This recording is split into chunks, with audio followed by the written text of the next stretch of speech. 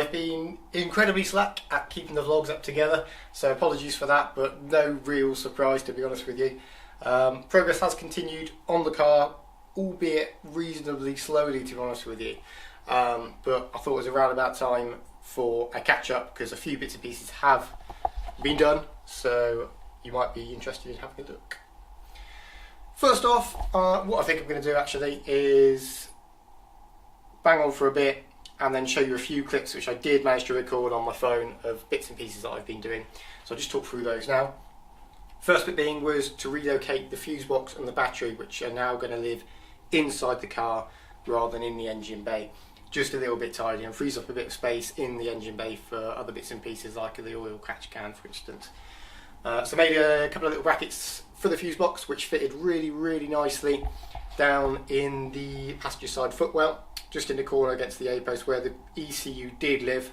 The ECU is now flipped about through 90 degrees and sits against the firewall. And then spent quite a lot of time making a bracket for the battery, which I definitely could have bought for I think about 25 quid, but where's the fun in that? I thought I'd have a crack at making my own, and turned out fairly nicely, to be honest with you. So that mounts behind the passenger seat. I had to move the amp which was mounted there. I've moved that across to the back of the driver's seat because it's a little bit lighter, and then I just need to run the cables for the battery through to the fuse box and obviously through to the starter motor in the engine bay. Other than that, I mounted the brake bias valve. I was originally going to mount that a little bit further forward on the console, on the tunnel, and pop through a little blanking plate that was in there.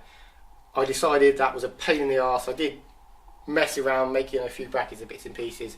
There was just too much crap in the way to try and mount it there. I just kept fouling the brake hoses on the handbrake mechanism and stuff. So I decided to flip it across to the other side of the tunnel and mount it underneath the ashtray little cubby hole, which I've now hard mounted to the centre console with a couple of little brackets, and it pokes through nicely up in there and doesn't foul on anything. So that was a much better idea, and actually turned out really well. All the boot is up together and full of stuff, but you can probably see all the carpets and whatnot's in there, all good to go. I think we had a quick look at the rear panel last time on the last vlog. Rear window is in, although I do need to make another one because this one has got a couple of super nasty deep scratches in from where it's been banging around the garage since I made it probably a year ago now. So I'll remake that, shouldn't take too long to be fair. The rear interior loom is all in and mounted and tidied up, which involved extending a bazillion cables to hide it in the rear cubby, but much tidier than it was run before. Now I've just got to move on to the front interior loom, which is a little bit more in depth. What a way to spend a Saturday. I'm almost there with this loom, so I thought I'd give you a bit of a walk around about what I am doing, in the process of doing anyway. So this is the grommet that goes through to the engine bay. So loads of cables for the headlights and whatnot have come out of there. So all we have now is the actual engine wiring loom, and then I think this is just the feed for the sensors, and I think this is the fuel pressure regulator or something. No, it's the mass sensor rather. So all of that had to kind of get cut out, routed through this grommet, resoldered, and then I've routed it through this that goes through the A-post. Obviously that goes into the near side door, I think this one is. So then all the headlamp cables and whatnot come out of there, and they will go inside the inner wing and run around the front so you won't see it. It'll look lovely and tidy. Then this is the engine loom for the driver's side, which actually goes to a separate plug just there. So obviously just the same again, got the plugs for the actual engine there, and then that's for the wiper motor, and I think that's more or less all the bit for the brake fluid reservoir there as well, and that's all we've got left on that side. And so obviously I've had to take out all the wiring loom which did go into this plug, but I'm just in the process of de-pinning that because I've routed that. It was all round here into this plug here, but then I've routed it all round here, and then that will go through as the other side through this A-post grommet and then it can run through the inner wing there. So you can see I have depinned this side of the plug, and I just need to extend these two cables here as they go that way, and I can't really bother to unloom all of that and find out where they go. So I'll just extend those that way and then put them on this side, and then with any luck that should be it. So it looks like a massive mess at the moment. Actually, it's fairly tidy compared to what it was a moment ago, but it will work. I have every faith. If it doesn't, I might just burn it.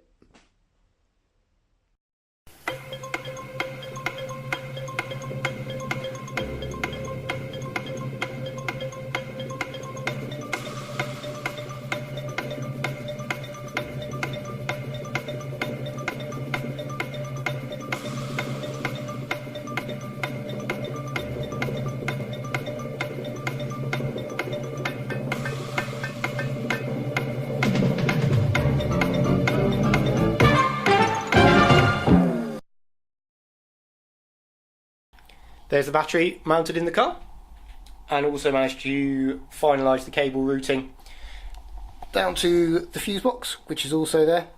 Welded in a new point for the ground to go to. Nice thick metal there in the seal, should make a really good earth. And the amp mounted there on the other side. Flip back round here. Obviously, like I say, the fuse box all done. ECU mounted there as well, and all of the interior loom is now fully in. Got the pedals back in as well, steering column back in for the 3 gazillionth time. All the brake lines all finally routed. I did think at one point I was going to have to make a footplate for the passenger side just to stop them kicking the ECU and the brake lines and stuff, but I managed to get it all mounted nice and high, so that should no longer be an issue. But here's the centre console. Got the remote mounted as well for the Bluetooth amp. As you can see, a couple of little brackets there, not particularly pretty, just holding the cubby closed. And then, not particularly easy to do this one-handed, but voila. I think this obviously where the blanking plate was, that I was going to try and run the brake bias valve through, but gave up. Just got to run a couple of USBs in there to charge GoPros and phones and whatnot, just off the standard cigarette lighter loom, and then we should be pretty much good to go.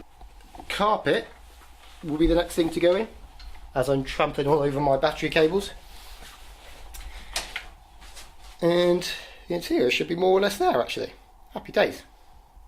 And yesterday what I did was just organise all of the wiring going through this inner wing that obviously was in the engine bay at one point. Took bloody ages.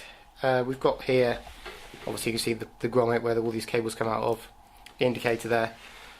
In here we've got the headlamp, aux lamp, indicator, obviously near side.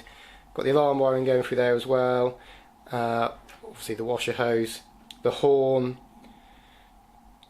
few earths, washer tank, lots of stuff. Every single wire in here needed extending by 20 centimetres or so. A couple of the things rerouting. Obviously this tucks down underneath there, so the only wiring you actually see is just the back end of the headlamp harness there. Other than that, all nicely hidden. Today's job is to try and replicate what I've done on the near side, on the off side, which should be a little bit more straightforward because I don't think I've got to extend anything. That might just be a couple that need to be shortened. So that should be much easier because it's only 1 cut solder heat shrink per wire as opposed to 2. And I think there's less cables that side as well. So let's get on with that.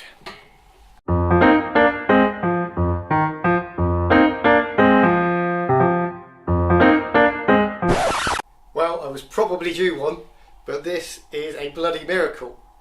No extending, no shortening, nothing needed. Everything fits absolutely bob on. I am dead chuffed.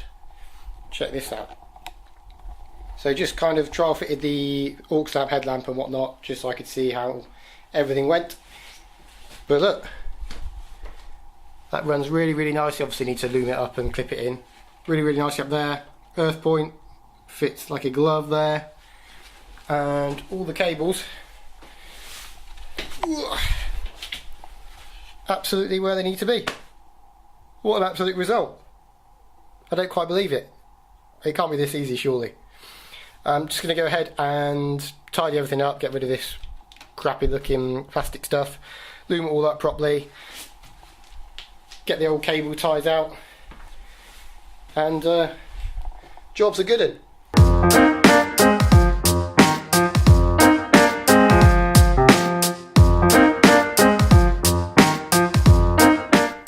And we are done. I did speak a little bit soon because I did have to extend a whole 2 cables for the radiator plug here. Didn't quite fit, they only had to be extended by 2 inches or so. Apart from that, everything went on like a glove. All loomed up, all clipped in, all super tidy. So I think the loom is all finished now. Obviously we've done the inner wings. I have just extended the wires I needed to on the dash loom, so that's all ready to go in, and I think that's pretty much it, which is great. What I have done the last couple of evenings is I completely took apart all of the components on my heating assembly and cleaned them all out because they were super grimy, and it's a perfect example of quite why this build is taking so long, because I can't help myself. If I'm going to do something, it's got to be done properly, so I took it all to its component parts, cleaned everything, and then attempted to put it all back together, and thankfully was left over with no parts, so always a great success when that happens. One little bit of a downer, which I've just realised after a nice text from my bank, is the current Del Sol budget reads precisely 0. I've had a separate account running for quite a while that I'm putting money in every month and then spending that on bits and pieces for this, just so I don't get carried away and it will just disappear out of one account and suddenly I'm completely bankrupt. It's been looking pretty healthy, I thought, and I thought I was pretty much on the home straight with regards to spending.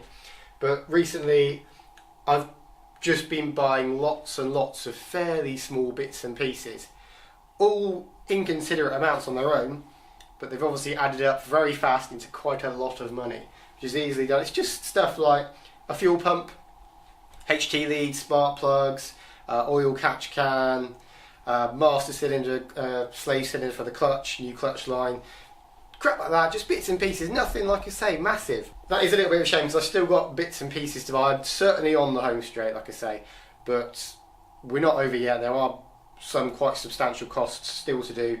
Mapping for a start, got to get the wheels refurbed, want to get some bits and pieces flocked inside, got to buy a windscreen, so there's definitely some spending still to be done. So I feel I'm going to get to a point where money is going to get in the way more than time. It's always been time up until this point really, which has been holding me back, which is a shame, but you know, it's one of those things. Rome wasn't built in a day. Anyway, sorry to have a moan about money. I don't know, really think you're going to be too interested in that, but one of them things. There are several things which I can get on with, which is just time rather than cash. But I think we'll leave that for another episode because this one has gone on long enough. Look out for another upload very soon.